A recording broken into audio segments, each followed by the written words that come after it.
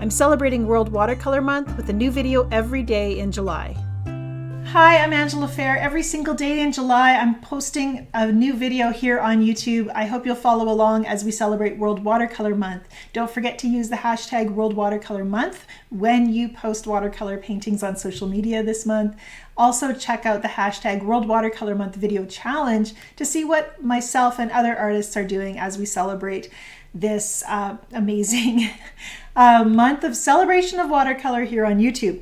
Today I want to show you a process for breaking down what you should paint when in your painting process, using landscapes as my example. I feel like often it's really easy to get close to the details before you really should.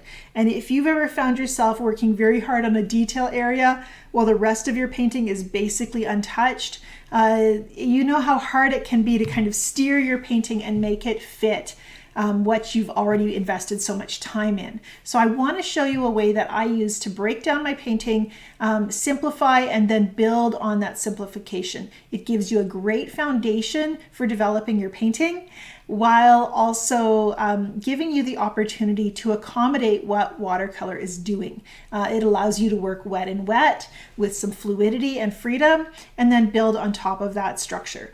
And it really is one of my very favorite ways to paint. So let's take a look. So as watercolor artists, we paint in layers, and I want to talk a little bit about why that is. I'm just painting what you would obviously consider a first layer right now, and I'm moistening most of the page. One characteristic of a first layer is that generally most of the paper, the greatest amount of square footage gets filled in that first layer. And we're seeing right now I'm placing a lot of color. This is Rockwell color on Hanamola paper, and this is a little bit of this amazing color called Magic Wizard. Throw a little bit of that over here too. As I look at my reference photo, what I'm trying to do in a first layer is think about major shapes, establishing major shapes, painting often around the lightest values in the painting. So if there were a lot of whites here, I would be thinking about painting around them, or painting a very kind of transparent underpainting at that stage.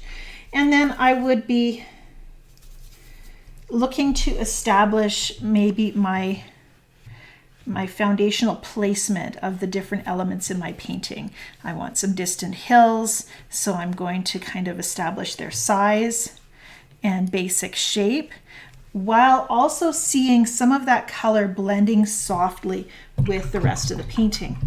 And we do this establishing of those major shapes for a couple of reasons. One is that when you are layering with letting each section dry before placing the next object, you're going to have a lot of hard edges. And what I want for this stage is soft edges. Hard edges are very hard to cover. So I want a fluidity between each element in this early stage of the painting so that everything feels connected. I don't want it to have lines like a jigsaw puzzle. And so there's a beautiful subtle movement through the painting. And so I also want to know where everything's going to go, so that when I go to paint detail over top of this, I know where things are and I know what size they should be. So this gives me that kind of ability to map out my scene without having to paint every crisp detail. From there, we move on to the next stage, and that is starting to define those major shapes. So here I've come in with a nice crisp edge over top of that soft underpainting.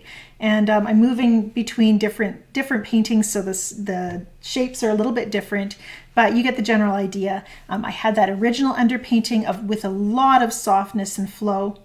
I did leave this lovely edge here to give me a little bit of white space down in the bottom. So that's a technique that you can use. You can see how crisp these edges here are. As I think about developing my shapes, I've already kind of established with some crispness that beautiful line of the hill. And I might decide to do something similar with a tree line. Just going to mix up a little dark green here. This is Rockwell's Cleopatra Green, and I'm going to mix it with Onat Diamond Yellow just to get myself kind of a beautiful dark kind of olivey green. Because my paper has dried since that first layer was placed, I can now go in and start to isolate some smaller shapes within the major shape of my painting. I can also connect a little bit of that green with my hillside. Maybe there's a little shift in color here. And I don't really like this white space here either. That needs maybe some trees off in the distance as well. Kind of a murky dark green.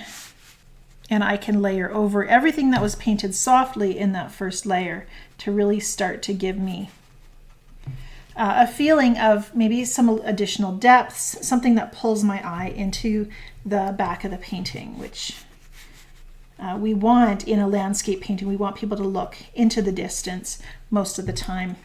What's interesting is happening further away, whether we want them to focus on the sky or that just sense of distance in the trees.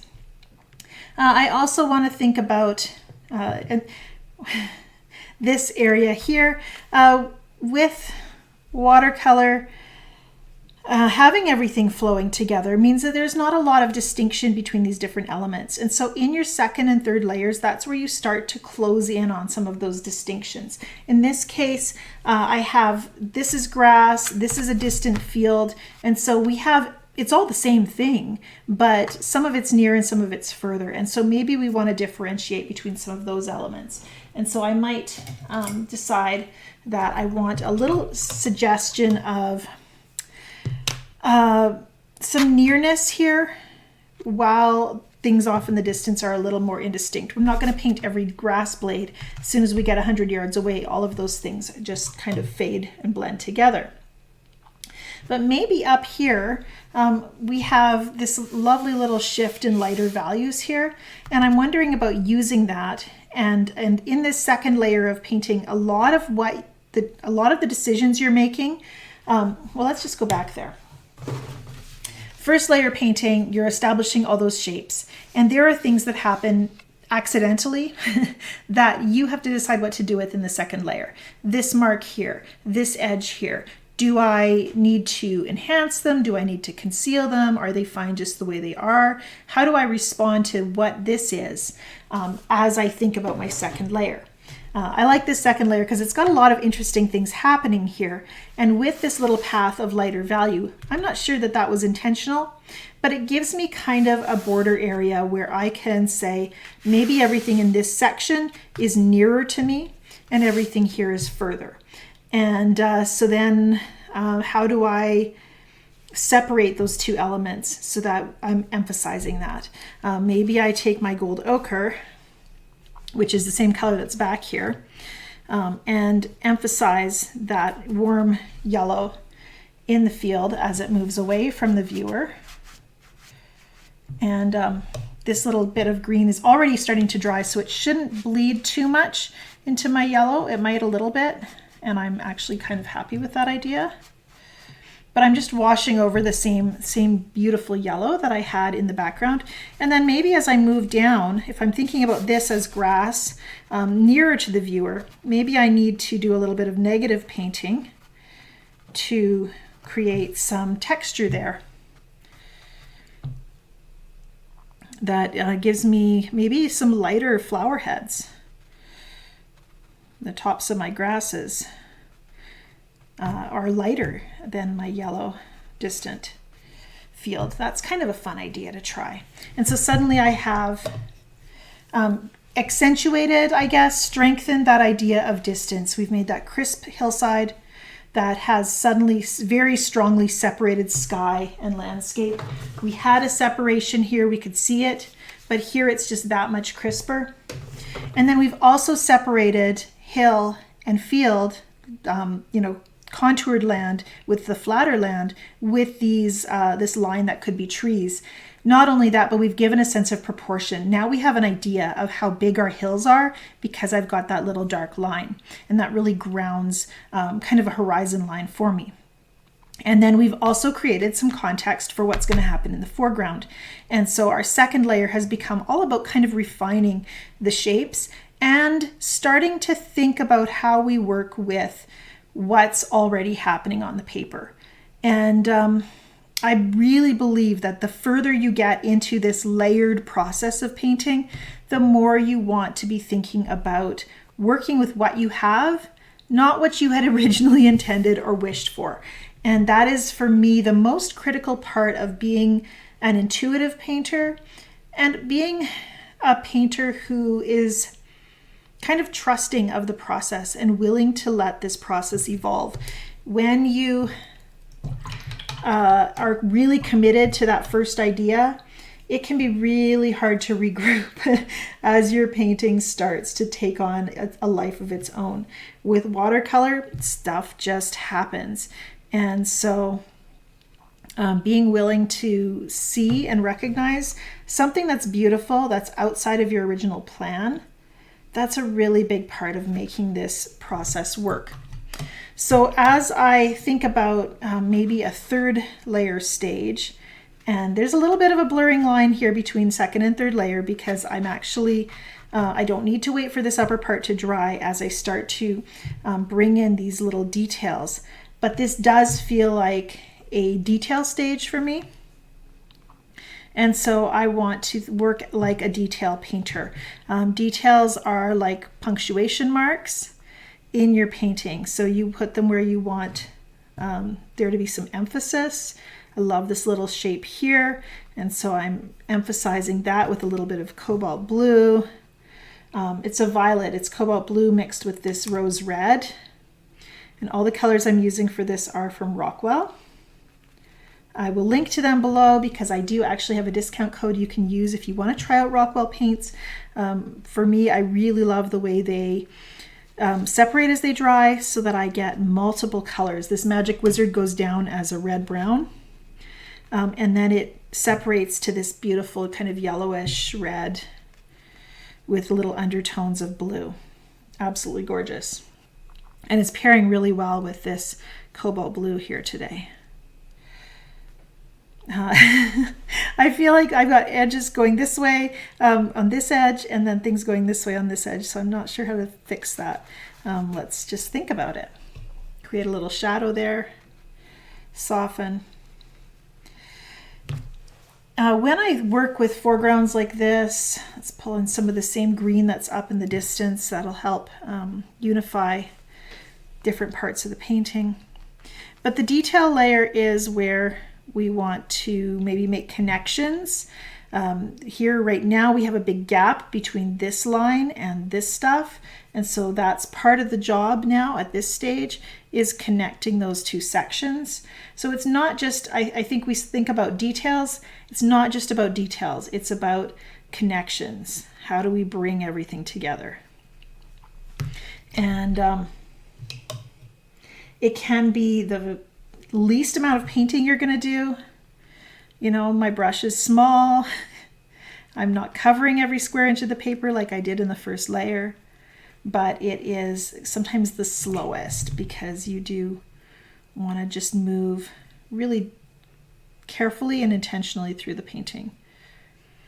Bringing in some little spiky grasses here. And yeah, I'm going to let go of my need to make everything look realistic as well, and just think about what looks pretty. There's a really nice little line grouping of just vertical lines here that I like, and I'm going to see if I can do that somewhere else.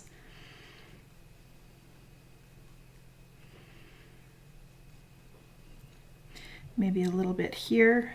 I'm going to bring in those verticals, and then let's soften and drag them upwards into the background so they blend. And then on this side, bring in some lines that symbolize grasses. Let's use the violet again.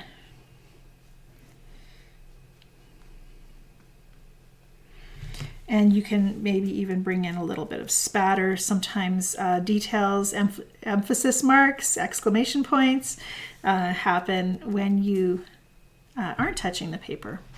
I'm going to blend together some of these shapes there. And suddenly I have a really pretty interesting passage that was kind of empty before. And so that's something that I love to look for when I'm developing a painting, trying to make it interesting. I've painted this subject many times before.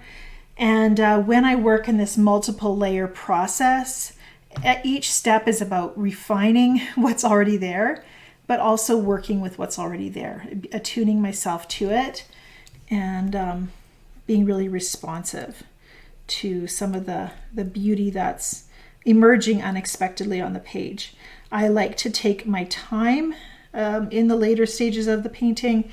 It can take longer to do the details because we have to get to know the painting as it is and not how we'd originally planned that it would be.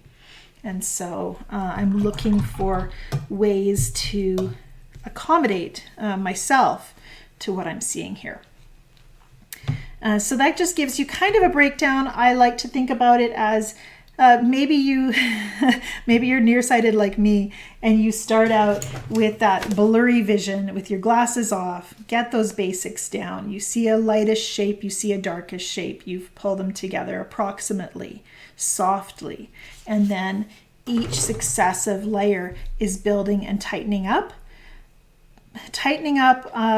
Making smaller layers on top. So this was a smaller shape on top of this larger mass of the hillside. This is a smaller shape over top of the grasses. This is a smaller passage rather than this one that's all of the grass. And so then with those, we get a little bit smaller yet. This section, something in here. And so suddenly this one big shape becomes 1, 2, 3 sections. And then inside of even this section, we have little sections that are similar and separate at the same time. I like the spatter here. I feel like it needs a little more spatter somewhere else to pull it all together. Be smarter than me and protect your upper part of your painting. I like a little bit of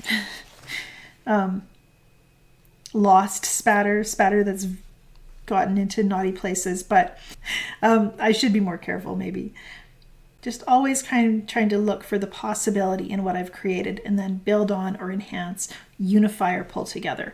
And that's how I work in layers when I'm painting landscapes. Thanks for watching. I'll be back tomorrow with more watercolor advice you can learn from. Don't forget to include the hashtag World Watercolor Month when you participate and post watercolor art in July.